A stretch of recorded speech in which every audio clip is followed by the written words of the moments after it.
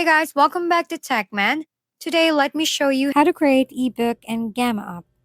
Creating an ebook inside Gamma is actually one of those rare moments where AI does most of the heavy lifting, but you still need to steer the wheel unless you want your masterpiece to turn into random internet soup.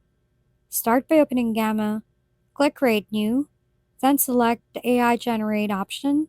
Choose document format since that's the closest structure to an ebook. Next, write your prompt clearly, like create an ebook about cats or any topic you want, but be specific if you want it to feel polished instead of generic. Gamma will then generate an outline broken into cards, which act like chapters or section of your ebook.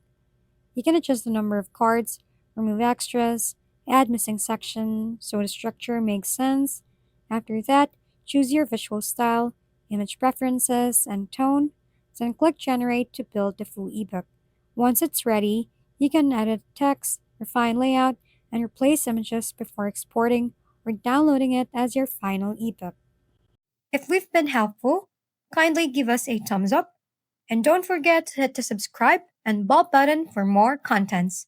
For any questions and suggestions, comment down below.